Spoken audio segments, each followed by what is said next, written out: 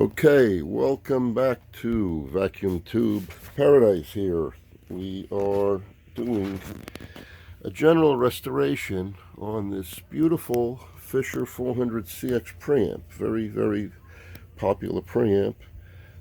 Technically, this is a 400CX-2, which is the later of the 400CX. The early 400CX is slightly different. Okay, I just popped over to the other end of the shop here, and this is the early 400CX. I just happen to have one sitting up on a shelf here. This thing is in really, really nice shape. It's never been touched. Notice the oval-shaped push buttons, and it only has 4. It's got the slightly different knob, although that one has the earlier knob too, like this one. This type knob came over to the CX-2 for a short while, like that one we're working on the bench now, and then they went to the brass cap like the other ones. But this is the early 400, and this face panel is that it's kind of like a rolled brass or a rolled steel, brass plated. They're either solid brass or brass plated. Okay, we'll go back to the other one. By the way, while we're here, since we're here, yes, this is original Fisher alignment equipment. This is the 10.7 generator. All 3 of them, 10.7 generators. There's the Fisher property tags. Okay, back to business. Okay, now this one has 5 push buttons. Let's see, get a better light over here. This one has 5 push buttons, and they're round. As you can see, it's got similar but not the same knobs. Those knobs, if you really paid attention, the face of the knobs were concave. These are flat. It's a slightly different knob. It's not the same. This is the one that they put on the later the early 400CX-2. But the early 400CX had the knob where this is concave. It's not the same knob. You know, Fisher knobs look the same. They're not necessarily the same. There's a lot of variance. Okay, now this one here is, like I said, is being restored. I did most of it. I did all of the soldering work already. Next thing is to check all the tubes and clean it all up, clean all the controls. As you can see, it's in beautiful condition. And I'm going to show you now what was replaced. Okay, now as we look in here, I'm going to tell you some things about this preamp that are really not very well known. There's a lot of things that are not well known about Fisher equipment. And I am going to show you the most serious weaknesses. The signal capacitors, believe it or not, are the least of your problems. I changed most of them. I only left a few in the phono stage here. These never go bad. I never even saw one go bad. They're so tight. I mean, yeah, you could change them, but it is a real pain. I'll get a light in there to show you. Yeah, they're in there. It's really a pain in the neck. They're so deep. But it could be done. I've done zillions of them. And all these little guys, the blue, these brown ones, these have all been changed. I'm going to show you the original ones in a second. Now, what's critical? These small electrolytics. There are 10 of them in here. There's one here. There's a couple back there. There's one here. Yep. They're all around. Over here, 2 on this tube, and 2 on this tube. 2 here. If you pay attention to these things, you pay attention to the circuit. You know, you should have the schematic in front of you and really give this thing a good eyeball to see how this thing is designed. You're going to notice that every single one of these, the negative goes to ground. That's not always the case in a set, but these here, that's the case. And you can see the symmetry where how one is connected to one tube versus the other tube on the other channel. You have the same thing because it's a stereo unit. So, you know, I always mark the terminals before I cut an old capacitor loose. I've always done it, and it's a smart thing to do. I use a blue marker, and I just, you know, paint the terminal a little bit, snip it off this way. There's no mistake as to where the part goes. Okay, next thing. Over here, you're going to see a resistor. Okay, I'm going to show you what the original resistors are when I get done over here talking about these. You have 4 of them. One here, There's one here, and one here. Those are 68K. The original ones, I believe, were 1 watt resistors. Don't ask me why, but I have found more of those resistors that have drifted substantially in value to the point where it actually affects the audio. Just like these small electrolytics. These things fail, and they dry out, and they start losing capacitance, and they develop all kinds of weird resistances, and you'll be sitting there listening to music, and I remember the first time it happened to me. All of a sudden, I hear one channel seem like it was drifting in and out very slowly. I thought I was losing my mind. I go to check the set, and I see these capacitors were starting to go. So from that day forward, all of them always get changed automatically. Now, of course, when this gets fired up, we're going to have to check the filter caps. I have no idea what condition they're in. This hasn't been fired up in probably 30 years. There's 2 more over here.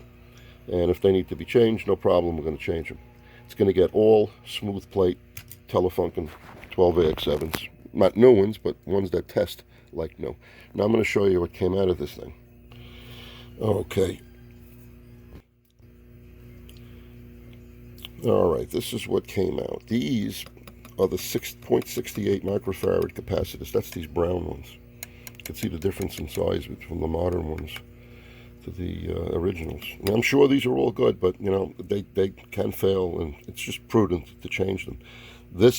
Here are the 10, absolutely necessary. This is absolutely a necessity. You got to change all these. These are the 10 electrolytics. The originals are 50 microfarads, I don't know, like 3 volts or something. I put in, you know, of course, 47 microfarad, 50 volts. Diodes, power supply diodes. These are 600 volt, 3 amp diodes, far surpassing the originals. I've seen these fail. I remember once I rebuilt an X202B, and I didn't change these, and a week later they failed. And these are audio capacitors. There's 4 0.047s that go right in this area, right in here. There's 2 there and 2 there. Like, again, you can see the symmetry in the channels if you pay attention to everything. It's beautifully laid out. Fisher equipment is beautifully built if you really look at it. These are 0.047s. I'm sorry, these are 0.1s. These are the 0.047s. These are the 0.047s. And these, I believe, are 0.22s or something. These are the loudness. They go on the loudness switch. And that is basically what it takes to properly restore one of these things. Other than, as we said, we got to go further and check the filter capacitors. Of course, all the switches and controls are going to get flushed. They're going to pull the face panel off, so we don't get no cleaner on the face panel. And everything is going to be flushed. All these pots in the back. It's a very sophisticated, yet very elegantly designed preamp. Fisher 400CX-2, an absolute masterpiece. Okay, that's it for now. Okay, once again, this is the top side. I got the control cover removed. It acts as a shield and a dust cover. Here are the 5 bulbs. They're just number 47 bulbs. This is the selector switch, which needs to be cleaned. Everything needs to be cleaned and lubricated. And there are the loudness contour capacitors right here. 2.047s. They've been changed. Very easy to get to, so we changed them. The unit uses 7247s. So there's one here, one here, one here, and one here. The 7247, there's 4 of them, is half 12AX7 and half 12AU7. And of course we have 1, 2, 3, 4, 5 12AX7s. Let me see, right? 1, 2, yeah, no, 1, 2, 3, yeah, 5 12AX7s, and the rectifier 6V4. So we're going to test all of those. I think most of them are smooth plate. I'm not even sure. I got to check them, but that's what's going in here regardless. I'm going to get all high reading smooth plate 12AX7s, and that is one beautiful preamp. Fisher 400 CX-2. This is the earlier type of face panel. It's a lacquered panel. If you very gently with your fingernail. It's very smooth. There's no bite to it like a nail file. It's smooth as silk. Very, very fragile coating on here. It is a tinted lacquer. And if you take this and like washed it in the sink under the water, within a few minutes, what often happens is the stuff just starts to slough right off. It just starts to come right off, and you got this ugly, ugly silver underneath, and you'll never get it all off. You just destroy the whole face panel. So these cannot be cleaned. They cannot be cleaned. This one here has a little bit of damage over here. Maybe someone tried to get aggressive with it at some point. I don't know, but that's what the whole panel will turn into if you're not careful. And it's unfortunately has this little scratch here, but other than that, this thing is beautiful. So these panels you never ever clean. Now, if it's the other type of face panel that literally it's like a nail file, it's brushed anodized aluminum, that you can wash in the sink. I use straight ammonia on them. It's no problem at all. That's like the 500Cs, the 400 receivers, the later versions of these, the real late ones. That's not a problem. But never these. And I have another 400CX-2, same type of face panel with this beautiful tinted lacquer, but the panel is made of solid brass. This one is aluminum. This is an anodized aluminum panel that's been screened and coated in this tinted lacquer. But I have one the same exact, you can't tell by looking at it, but the weight is unbelievable. It's a solid brass panel that's been treated just like this. It's been screened and lacquered with this beautiful tinted lacquer that Fisher used in these days, 58, 59, 60, 62, around there. That's been really when they started with this beautiful tinted lacquer type of a face panel finish. One of the really cool features of this preamp, it has something called a stereo dimension control, and it's a pot that has it's got an arrow here. Straight up is normal. If you go to the left, you gradually blend towards mono, and it's got this thing that says extend. And if you go towards extend, you get this really extreme type of separation.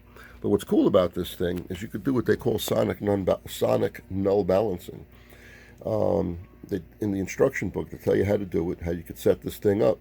And using the stereo source, you can tell if your channels are perfectly balanced. You will turn this knob, and when you hit normal, the sound will be completely nulled out. It'll be at its lowest. And if you go to the right, it starts to increase. You go to the left, it starts to increase. And if it balances out in the center, you know both of your channels are balanced.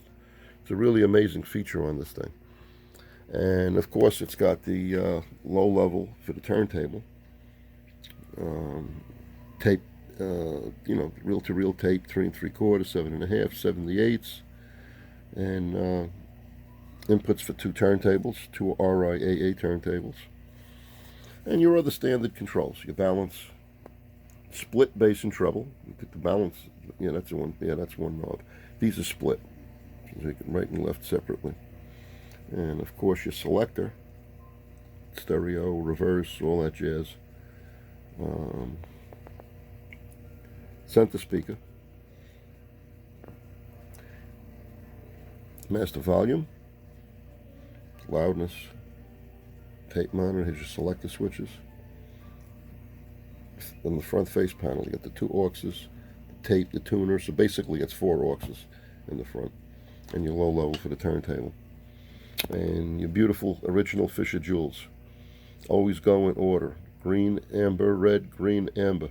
Remember that, Garga. Anytime there's 5 of them, Garga. Green, amber, red, green, amber. High filter, low filter, and of course your stereo dimension.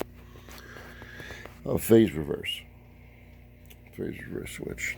Yeah, really comprehensive set. The face panel just says 400CX, but in the back it'll say -2, 400CX-2, which is what it is.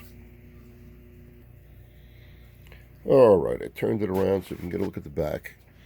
There are your convenience outlets, which, in my opinion, you really shouldn't use these things unless it's something really small like a turntable. You don't want to stress out the power switch. They fail easy enough without anything connected to them. This one is switched by the center volume. So you have your left and right outputs. You have center output and a remote. It's another one. One of them's controlled by the front, one isn't. Here's this jack for this funky remote control with a 30-foot cord, the RK1. That's where it goes. This should really have a rubber cap over it, but it doesn't matter. Most of the time, we bypass these on the inside anyway. But you could make, a modern Bluetooth volume control with this thing. You just unplug this. It looks like a tube socket. I'm going to pull it out. Okay, and there's the plug pulled out. If you pull that out, you get absolutely no volume. You'll hear nothing. And there's the socket. So if you're clever enough, get a Bluetooth thingamajig and get it to control this by Bluetooth, and you control the volume, remotely from your stupid phone or whatever. And there's your recorder output, tape input, and there's your channel A inputs, channel B inputs, the auxes. You got ceramic phono, your magnetic phono, tape head. People don't even know what tape head is. Tape head is, years ago when they had reel-to-reel, that was one of the only ways to get quality sound in them days. You would have a tape transport with no electronics. The wire would come straight off the tape head and go in here, and you'd use the 400CX electronics to listen to the tape. And of course you got your jacks for the space expander. Here's your controls for the aux 2 and your turntable. These are dual controls. It's two controls on one shaft. And we know what the space expander is, of course. It's technically just a reverb, but if you use it properly, you just turn it up a little, it sounds remarkable. Avery Fisher knew what he was doing. And I think that's about all I can think of on the tour of this thing. It pretty much covered everything. Oh yeah, the early 400CX, the power transformers tend to go on them. Not uncommon at all. Not on this one. I've never seen one bad on this one, but I've seen plenty of them bad on the early ones. And they are interchangeable, and they're even available. I believe Hammond is making them. Same exact transformer. Or at least one that'll certainly work. Because this is, the lay-down type. You got to be, with these things, you got to watch it. They're supposed to go in a cabinet. There's Fisher cabinets, walnut cabinets. Everything has to be the right height. If you change the filter cap, you got to make sure it's not too tall. Everything has to be the proper height so it'll fit in the cabinet. Okay, so I guess that's about it. I can't think of anything else that I didn't show or mention. That's basically the story with this preamp. And that's it, till we find something else as interesting, or if I think of anything else. For this one, I will certainly let you know. If you have any questions, post them down below, fisherdoc@aol.com. If you want to email me, not a problem. I will be very happy to answer any questions about this or any other piece of Fisher vacuum tube equipment. Thanks for watching.